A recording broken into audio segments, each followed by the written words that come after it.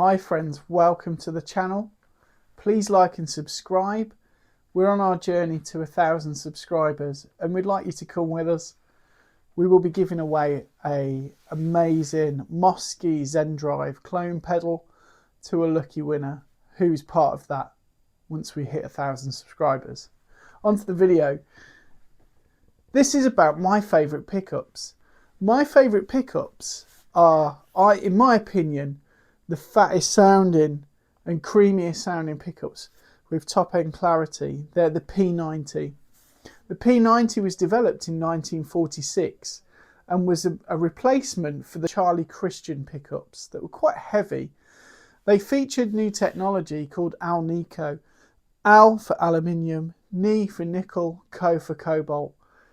The pickups were a very different design, but paved the way for a lot of the designs that we see in pickups nowadays. P90 evolved from an earlier single coil pickup that Gibson had that was chrome covered. They got away from that design. There was a lot more parts, it was a bit more expensive and more difficult to make. So then they redesigned it as the P90 as we know it, and P90 was just an internal number for that design development, and it just stuck. So in 1946, we now have the P90 as we know it. Like in our Fender style single coils or in our Gibson style path pickups or humbuckers. The cool thing about this is the tone. That's what gets me to like it. I like the clarity of the pickups and I like how much they deliver. I like them so much I've got them in different versions of guitar as well. So this is my gold top Les Paul. This is a tribute model. Essentially, they're based on a '56 Les Paul with a lovely Tune-o-matic bridge. Let's just have a look at this setup. So clean.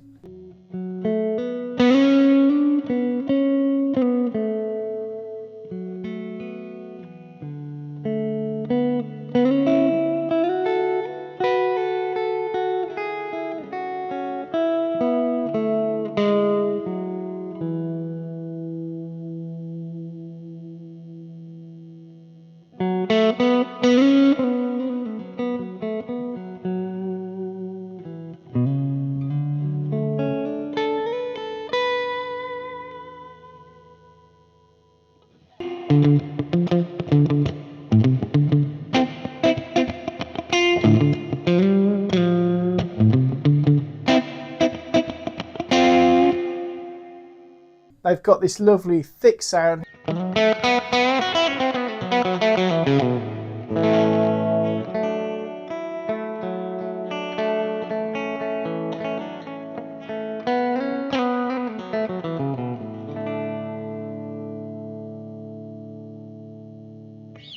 Now the amp that I'm using is a Marshall emulation. It's the UAFX LION, and what it's doing is it's trying to sound like a 100 watt bass amp, right? So within that there's quite a lot of dynamic range. So when I play the notes, that's quietly played.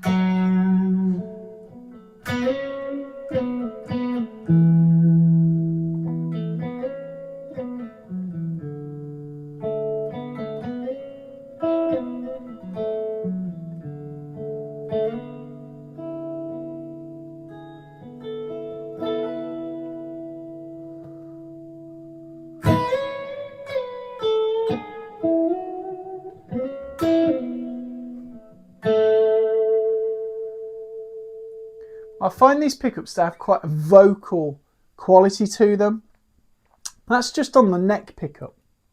What I'm going to do is just compare that to a different guitar. So let's have a listen to how a Les Paul with a humbucker sounds. So this has got a Burst Bucker Pro, which is quite path based.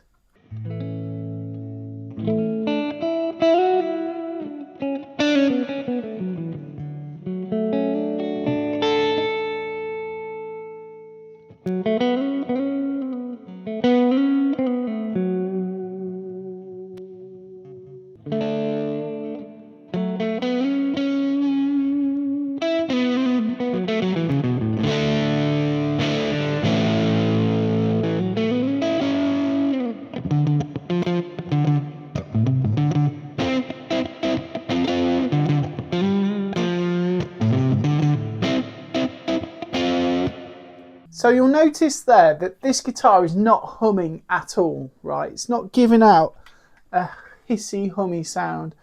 That's part of the design. So the humbucker design won't give, you know, it will tend not to give out that hum sound, which is undesirable. The P90s will do that. Now, to me, that is character. I do kind of like it. I can put up with it. Some people can't. If you can't, then maybe P90s aren't for you. Or there are options. So you could use noise gates. You could use the new Fishman Fluence pickups. There's an amazing guitar player called Greg Koch. One of my favourite guitar players, actually. And one of the great communicators. He uses the Fishman Fluence. And it's like something he designed with the company. That's something that will eliminate that noise. So from there you can hear a difference, and I feel like there's a bit more of a dynamic kind of plume to the P90 sound.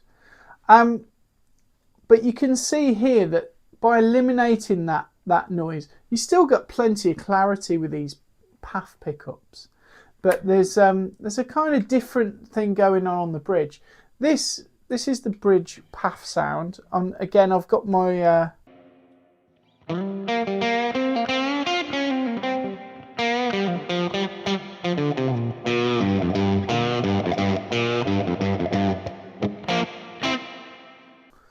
but on this guitar with the P90 on the bridge, you can hear it there instantly. I've got some humming going on, but listen to this.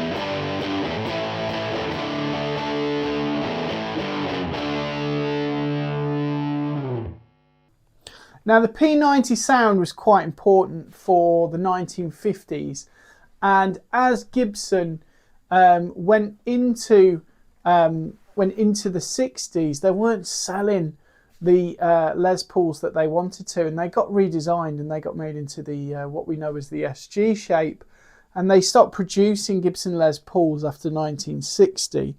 1968 is when they returned, partly because of the success of all the great guitar players in the blues revival, people like Eric Clapton, Peter Green, people like Jeff Beck, going towards the Les Pauls.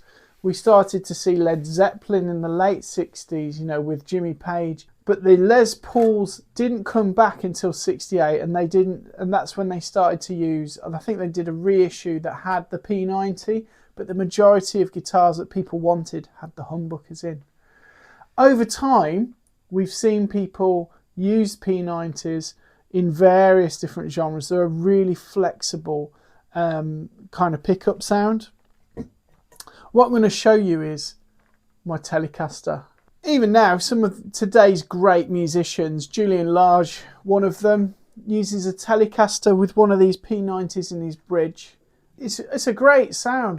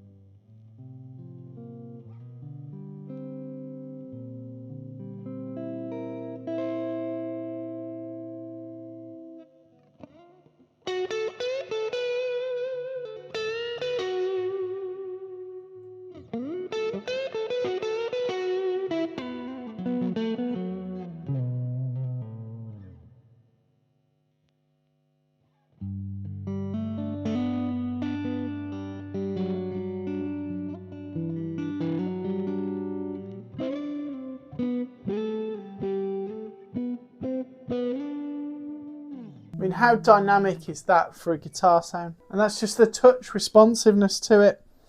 It's just a great feel to these pickups. It's very much a feel thing, sometimes more so than the tone thing. As you heard earlier, the PAF sound and the P90 sound wasn't too different. You know, they're not miles apart. When you play them, the P90s you tend to feel a bit more of that sound.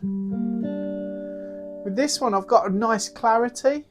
If I compare that to a normal kind of Telecaster pickup, this is a standard kind of Telecaster pickup.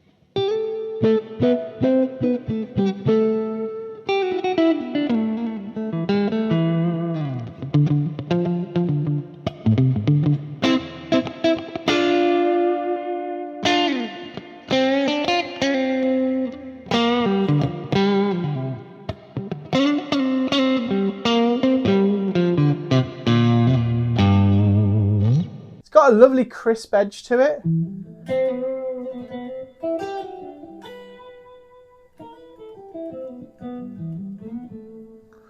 But if I play that against the P90 has this much wider kind of range to it.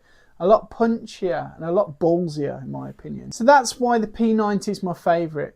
It's the way it feels and the way it sounds overall. I find it the most responsive way to work. It can be messy, it can be noisy, but it's the most characterful. If you found this video interesting, or if it made you want to discuss it further in the comment section, please subscribe, please check out some of my other videos. I'm interested to see what other people like, what their favourite pickups are. For me, it's P90s. I'm quite fickle though, that might change in the next few months. But in the last 6 months, I've really enjoyed working with P90s as my main kind of framework to build sounds. And I find it really inspiring. So this is the Inspiration Station. Stay tuned for the next video and please subscribe.